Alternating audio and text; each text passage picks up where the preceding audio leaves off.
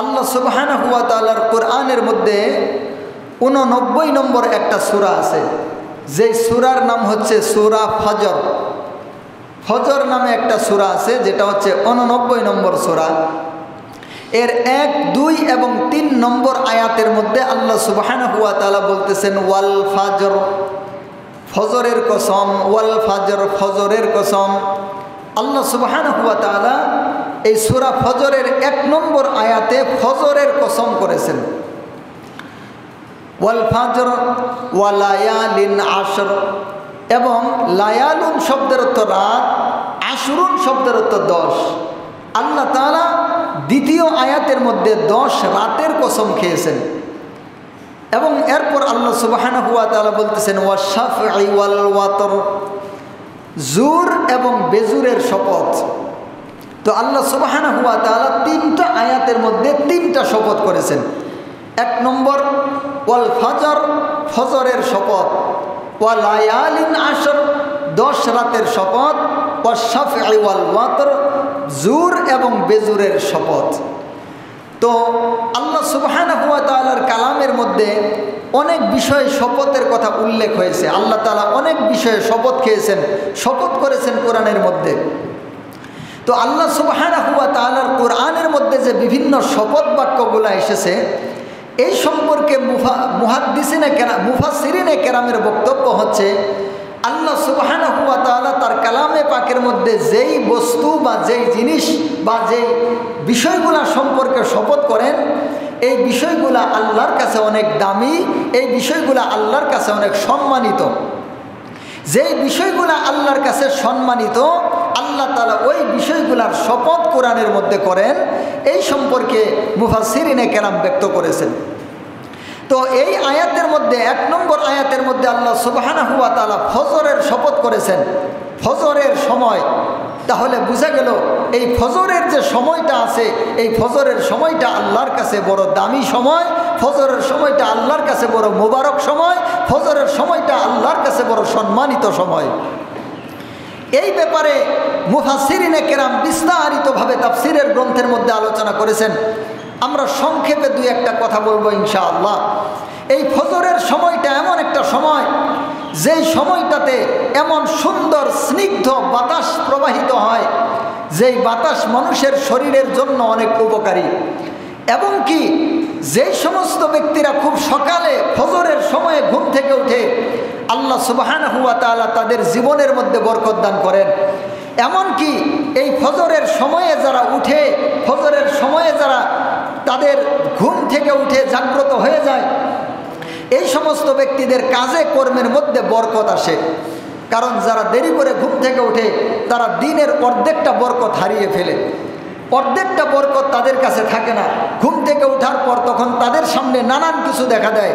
দেখা গেছে অমুক কাজে দেরি হয়ে গেছে, তমুক কাজে দেরি হয়ে গেছে, অমুকের সমস্যা হয়ে গেছে, তমুকের সমস্যা হয়ে গেছে। এই সকালের সময়ের মধ্যে যখন ওই রকমভাবে রৌদ্রও থাকে না, নির্দিষ্ট একটা সুন্দর স্নিগ্ধ সময় থাকে, এই সময়টাতে যারা আল্লাহর জন্য ব্যয় করে, তাদের দুনিয়া এবং আখিরাত তো উজ্জ্বল হয়ে যায়। এবং কি এই ফজরের সময়ের মধ্যে নির্দিষ্ট কিছু আমল রয়েছে, যেই আমলগুলো একজন বান্দাকে আল্লাহর নৈকট্যশীল বান্দায় পরিণত করে দেয়।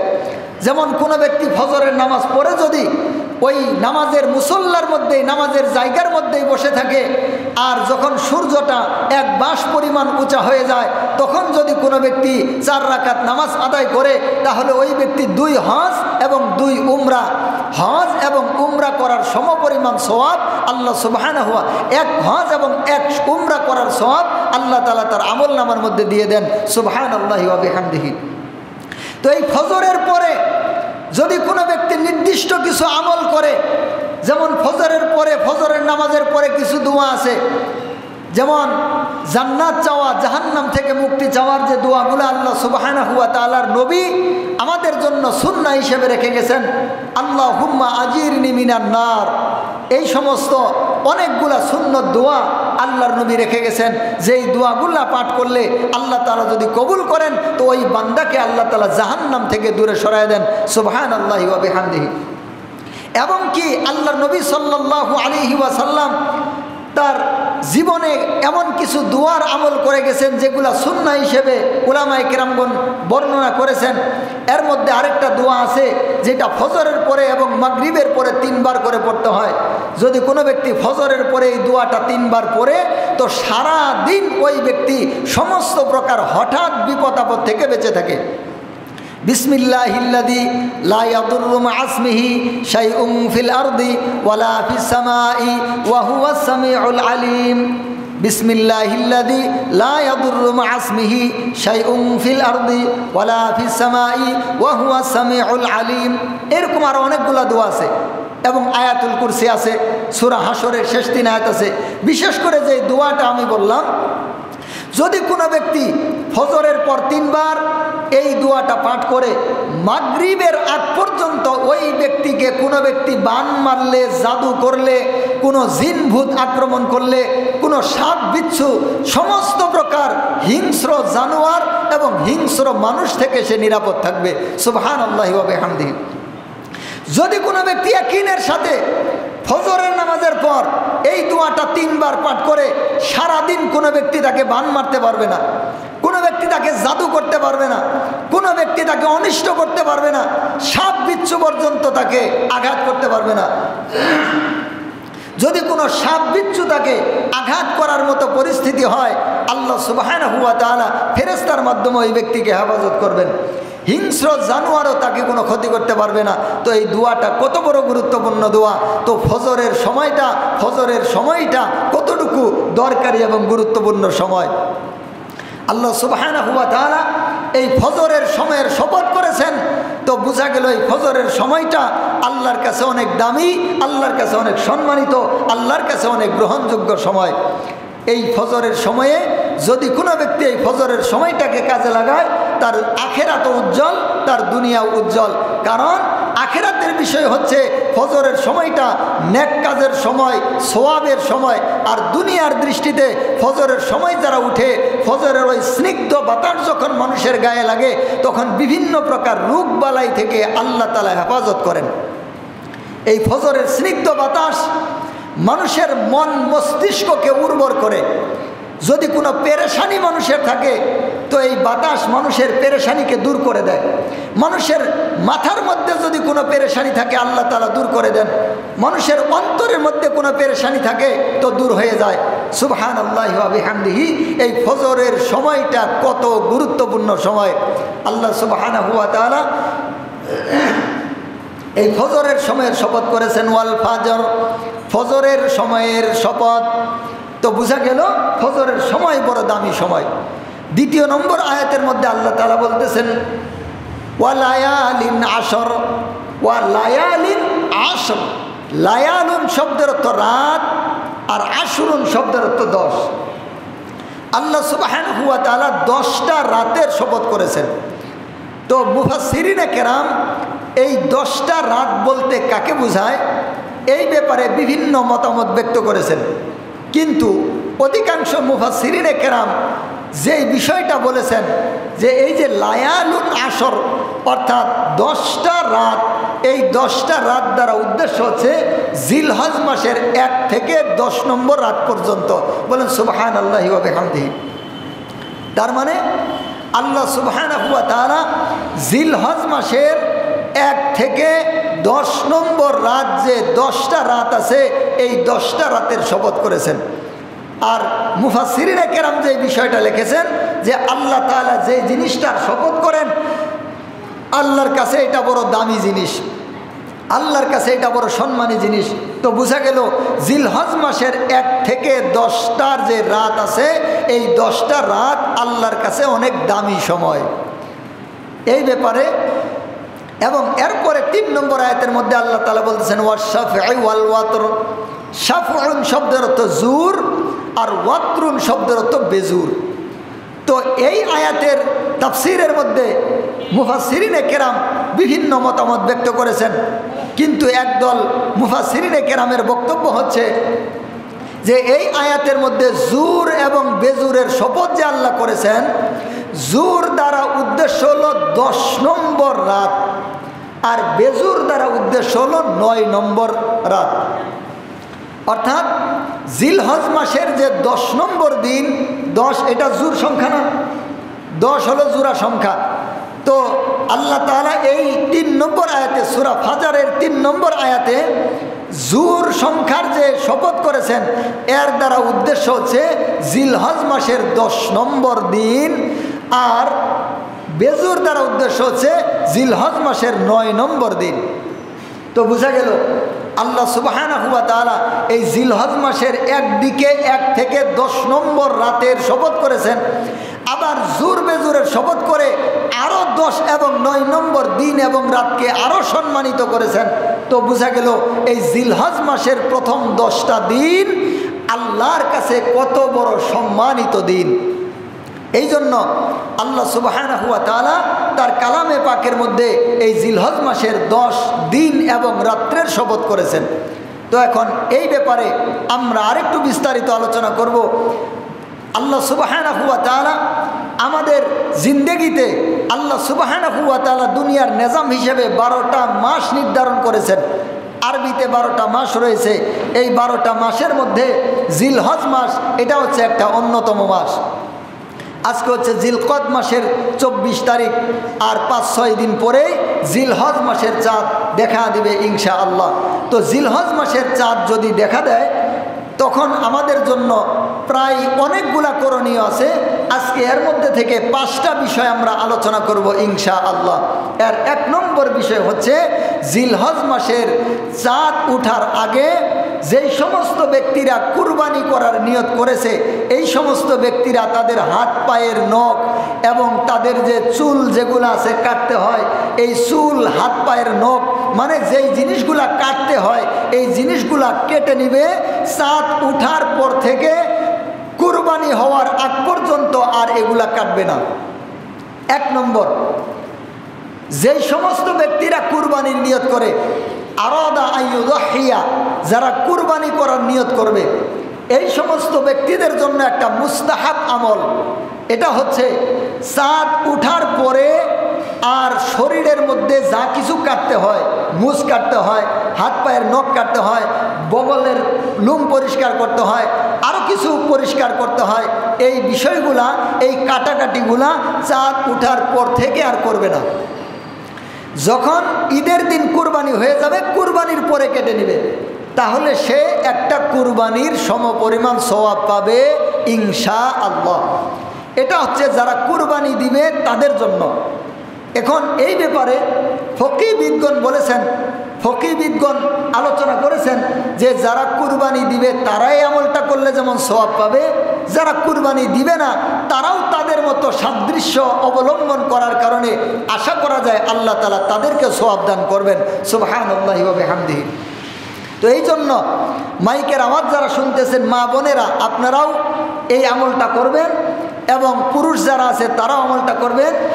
তার মানে জিলকদ মাসের 29 তারিখে, জিলকদ মাসের 29 তারিখ আপনাদের হাত পায়ের নখ এবং যে সমস্ত লুমগুলা পরিষ্কার করতে হয় এগুলা আপনারা জিলহজ মাসের জিলকদ মাসের 28 বা 29 তারিখে করে নেবেন। আর চাঁদ উঠার পর থেকে আর কাটবেন না। ঈদের দিন কুরবানি হওয়ার পরে কেটে নেবেন, তাহলে একটা কুরবানি করার সমপরিমাণ সওয়াব পাওয়া যাবে আশা করা যায় ইনশাআল্লাহ। এটা হচ্ছে 1 নম্বর আমল। 2 নম্বর আমল হচ্ছে জিলহজ মাসের চাঁদ দেখা। এই ব্যাপারে ফকিহবিদগণ বলেছেন যে মুসলমানদের জন্য মাসের যে চাঁদ উদয় হয়, 12টা মাস আছে, এই 12টা মাসের চাঁদ দেখা, 12টা মাসের চাঁদের খেয়াল রাখা, 12টা মাসের চাঁদের হিসাব রাখা, এটা মুসলমানদের জন্য একটা সুন্নাহ আমল। কেউ কেউ বলেছেন মুস্তাহাব আমল, কোনো কোনো ফকিহ বলেছেন এটা ওয়াজিব আমল। কারণ মুসলমানের আমলগুলা চাঁদের সাথে আবর্তিত হয়। কোন চাঁদ কখন উঠতেছে, কোন মাসের চাঁদ কখন উঠতেছে, কোন মাসের ফজিলত কত, কোন মাসের কোন আমল, আপনি যদি চাঁদের হিসাবই না জানেন তো আপনি আমল করবেন কিভাবে? ইংরেজি হিসাব আমরা জানি, বাংলা হিসাবও কিছু কিছু মানুষ জানে, কিন্তু আরবি হিসাব আমরা জানি না। যদি বলা হয় আরবি 12টা মাস চলতেছে, এটা কোন মাস? এই কথাও বলতে পারবে না, আরবি 12টা মাসই জানে না অনেক মুসলমান। উলামায়ে কেরামরা শুধু আরবি 12টা মাস জানে, সাধারণ মানুষের আরবি 12 মাসের নাম জানে না, শুধুমাত্র জানে এই যে রমজান মাস, রমজান মাসের নামটাই সাধারণত অনেকে জানে, আর বাকি মাসের নামগুলা কেউ জানে না। তো মুসলমানদের জন্য এটা একটা জরুরি বিষয় যে মুসলমানেরা চাঁদের হিসাব রাখবে, কারণ চাঁদের হিসাবের সাথে মুসলমানদের আমলের হিসাব জড়িত। তো যারা আল্লাহর প্রতি যাদের ধ্যান ধারণা আছে, আল্লাহর প্রতি যাদের রগবত আছে, আল্লাহর প্রতি যাদের মোহাব্বত ভালোবাসা আছে, আল্লাহকে পাওয়ার জন্য যাদের জীবনে চিন্তা ফিকির আছে, তারা চাঁদের হিসাবটা রাখবে ইনশাআল্লাহ। এই জন্য জিলহজ মাসের চাঁদ কোন দিন উদয় হয় এটা একটা হিসাব রাখার জন্য চাঁদ দেখার আমল করা আল্লাহ তাআলা আমাদের তৌফিক দান করেন। 3 নম্বর যে আমল, 3 নম্বর আমল হচ্ছে রোজা রাখা। এই জিলহজ মাসের রোজা রাখা এইটার সম্পর্কে আমরা কিছুটা ইঙ্গিত দিয়েছি, এখন এর সম্পর্কে একটু বিস্তারিত আলোচনা হবে ইনশাআল্লাহ। তিরমিজি, মেশকাত থেকে শুরু করে আরও বিভিন্ন হাদিসের গ্রন্থের মধ্যে তিরমিজিতে 775 নম্বর একটা হাদিস এসেছে।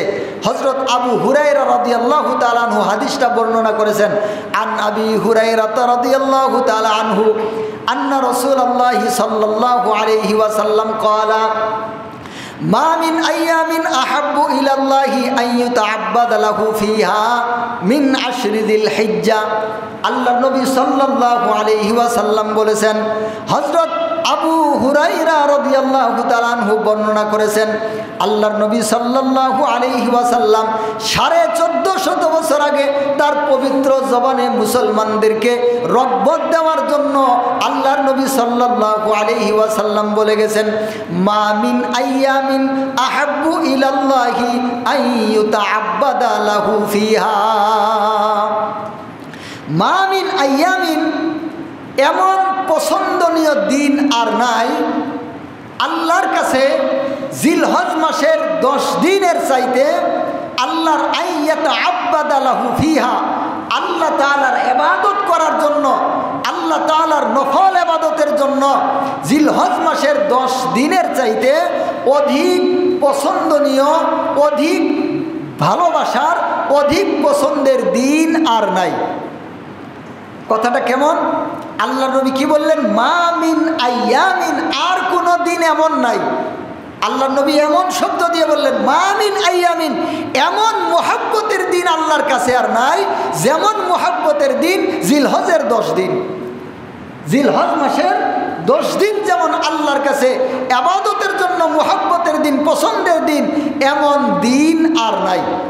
এই ব্যাপারে মুহাদ্দিসিনে কেরাম বলেছেন, এর দ্বারা উদ্দেশ্য হচ্ছে নফল এবং সুন্নাহ আমলের জন্য। কিন্তু রমজান মাস আছে না, রমজান মাসের সমান কোনো দিন আল্লাহর কাছে পছন্দনীয় নাই। কিন্তু এখানে আল্লাহর নবী কেন বললেন?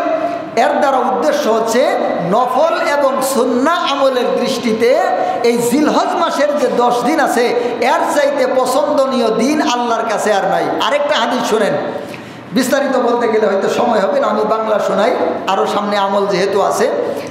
আল্লাহর নবী সাল্লাল্লাহু আলাইহি ওয়াসাল্লাম বললেন,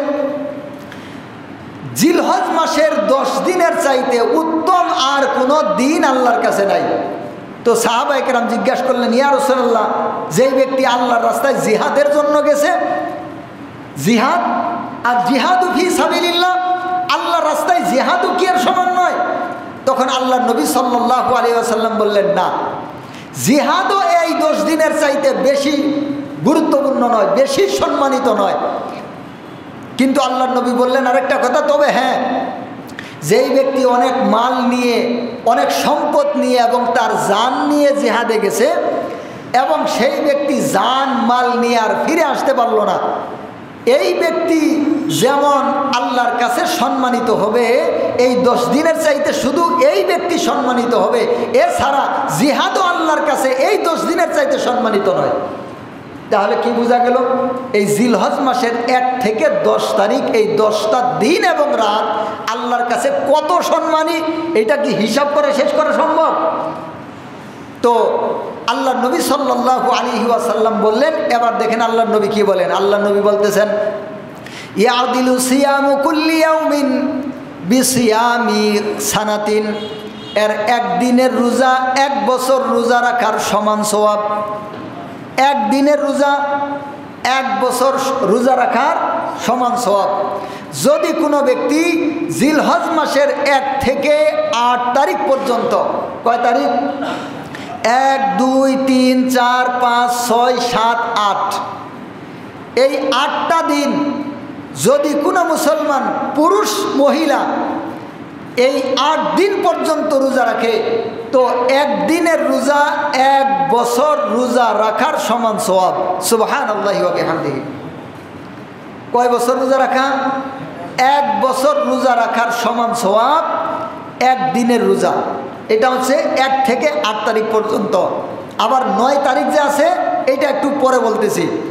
তো 9 তারিখের রোজার একটু আলাদা সওয়াব, 10 তারিখ পর্যন্ত আলাদা, এই 8 তারিখ পর্যন্ত আলাদা সওয়াব।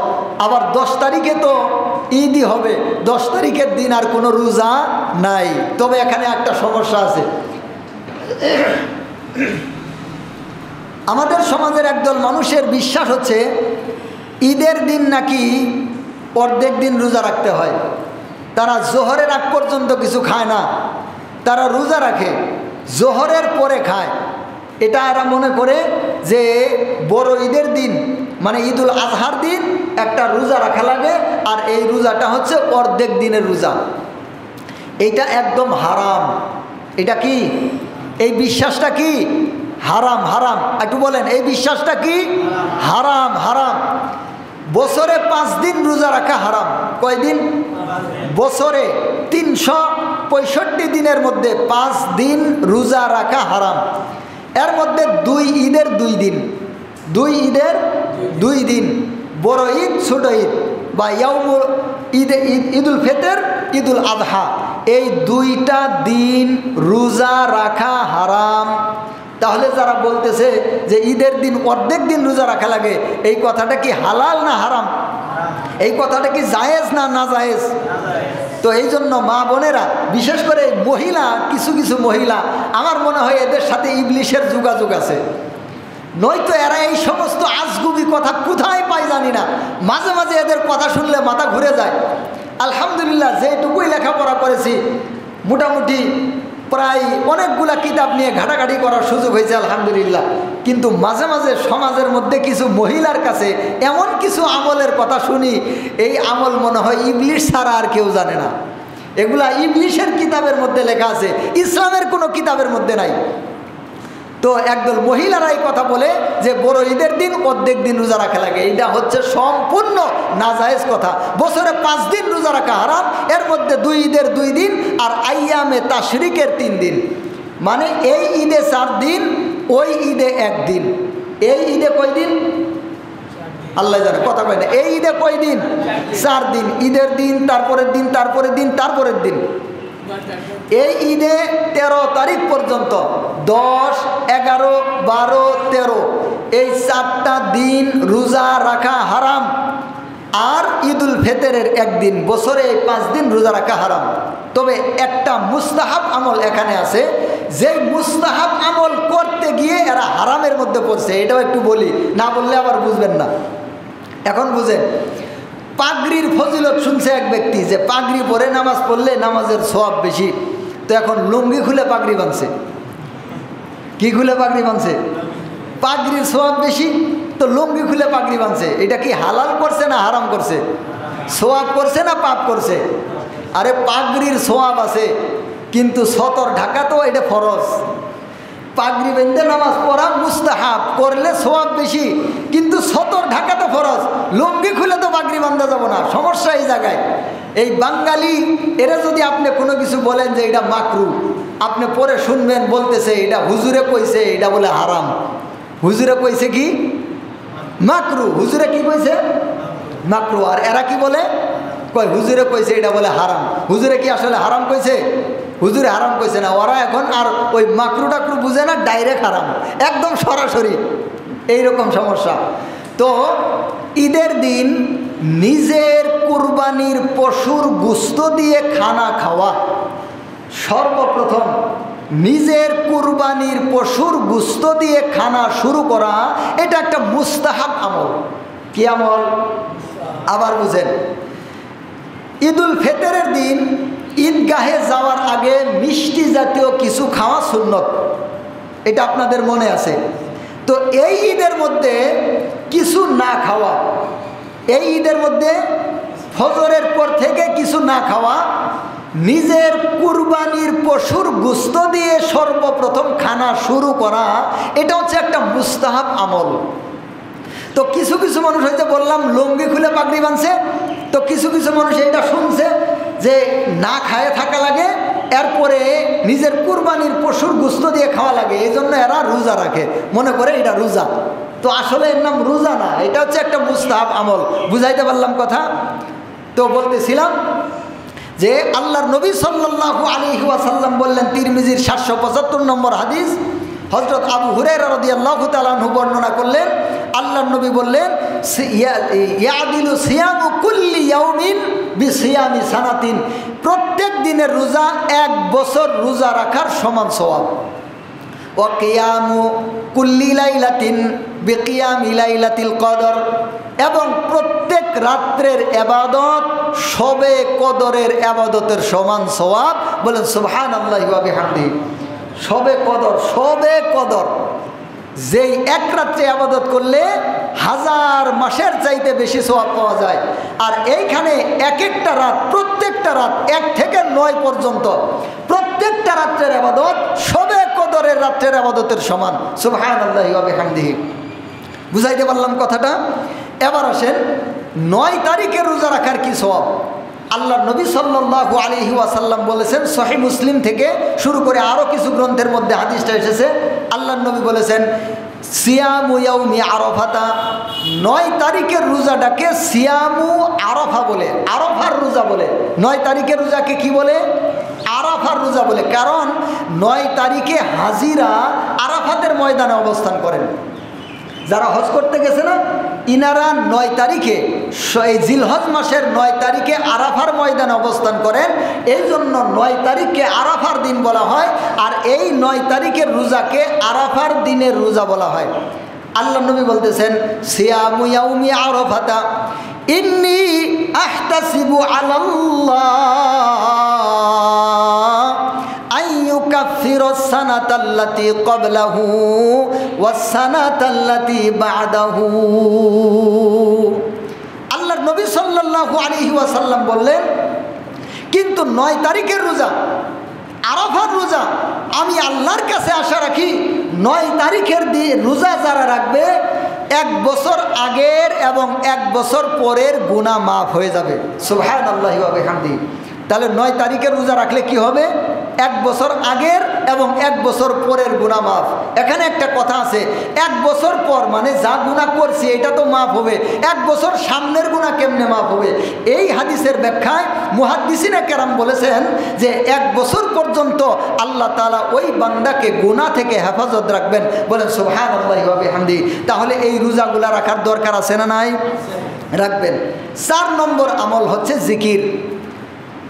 মুআজামুল কাবীরের মধ্যে হাদিস এসেছে, আল্লাহর নবী সাল্লাল্লাহু আলাইহি ওয়াসাল্লাম বলেছেন, আকসিরু ফিহিন্না আত-তাহলিল ওয়াত তাকবীর ওয়াত তাহমিদ। আল্লাহর নবী সাল্লাল্লাহু আলাইহি ওয়াসাল্লাম বলতেছেন, এই জিলহজ মাসের সময়গুলোতে তোমরা 3টা জিকির বেশি বেশি করবা। কয়টা জিকির? একটু জোরে বলেন। আকসিরু ফিহিন্না, আকসিরু ফিহিন্না, এই দিন সমূহের মধ্যে, জিলহজ মাসের সময়ের মধ্যে তোমরা 3টা জিকির বেশি বেশি করবা, তাহলিল ওয়াত তাকবীর ওয়াত তাহমিদ। 1 নম্বর হচ্ছে তাহলিল। তাহলিল বলা হয় লা ইলাহা ইল্লাল্লাহ। তাহলিল কাকে বলে? লা ইলাহা ইল্লাল্লাহকে তাহলিল বলা হয়। তাহলে এই জিলহজ মাসের দিনগুলাতে বেশি বেশি করে লা ইলাহা ইল্লাল্লাহ পড়বেন। 2 নম্বর হচ্ছে তাকবীর। তাকবীর বলা হয় আল্লাহু আকবার, তার মানে এই 10 দিন বেশি বেশি করে আল্লাহু আকবার বলবেন। আর 3 নম্বর হচ্ছে তাহমিদ অর্থাৎ আলহামদুলিল্লাহ, তার মানে এই 10 দিনে বেশি বেশি করে আলহামদুলিল্লাহ পড়বেন। কয়টা জিকিরের কথা বললাম? 3টা জিকির। আর তাহলিল মানে লা ইলাহা ইল্লাল্লাহ, আর তাকবীর মানে আল্লাহু আকবার, আর তাহমিদ মানে হচ্ছে আলহামদুলিল্লাহ। আর 5 নম্বর যে আমল, এটা হচ্ছে 9 তারিখ থেকে শুরু করে 13 তারিখের আসর নামাজ পর্যন্ত। 9 তারিখের ফজর নামাজ থেকে 13 তারিখের আসরের নামাজ পর্যন্ত আল্লাহু আকবার আল্লাহু আকবার, লা ইলাহা ইল্লাল্লাহু আল্লাহু আকবার, আল্লাহু আকবার ওয়ালিল্লাহিল হামদ। এটার নাম কি? তাকবীরে তাশরিক। তাকবীরে তাশরিক। 9 তারিখ মানে ঈদের আগের দিন ফজরের নামাজের পরে এই তাকবীর বলা শুরু হবে। ফজরের নামাজ পড়ে ইমাম মুক্তাদি সবাই মিলে জোরে জোরে বলা লাগবে না, সুরে সুরে বলা লাগবে না, যার যার মতো করে বলবে। কেউ কেউ আবার 3 বার বলে, 3 বার বলা লাগে না, একবার বলা সুন্নত। আল্লাহু আকবার আল্লাহু আকবার, লা ইলাহা ইল্লাল্লাহু আল্লাহু আকবার, আল্লাহু আকবার ওয়ালিল্লাহিল হামদ, একবার করে পড়তে হবে, পুরুষ মহিলা সবাই। মা বোনেরা বাড়িতে নামাজ আদায় করবেন, করার পরে এটা বলবেন। যদি কোনো ব্যক্তি ভুলে যায়, যেমন ইমাম সাহেব ভুলে গেছে, মুক্তাদিরা মনে করায় দিবে, তখন বলবে। তো উঠার পরে আর বলা লাগবে না, বসার পর্যন্তই আপনার মনে থাকলে ইনশাআল্লাহ তাকবীরে তাশরিক করবেন। এটা হচ্ছে ওয়াজিব। এই তাকবীরে তাশরিকটা কি? ওয়াজিব। ইনশাআল্লাহ আল্লাহ তাআলা আমাদের সকলকে এই 5 প্রকার আমল, যে 5 প্রকার আমলের কথা বললাম, বেশি বেশি করে আল্লাহ তাআলা আমল করার তৌফিক দান করেন, আল্লাহমুখী জীবন গঠন করার তৌফিক দান করেন। সকলে বলেন আমিন। আসসালামু আলাইকুম ওয়া রাহমাতুল্লাহি ওয়া বারাকাতুহু।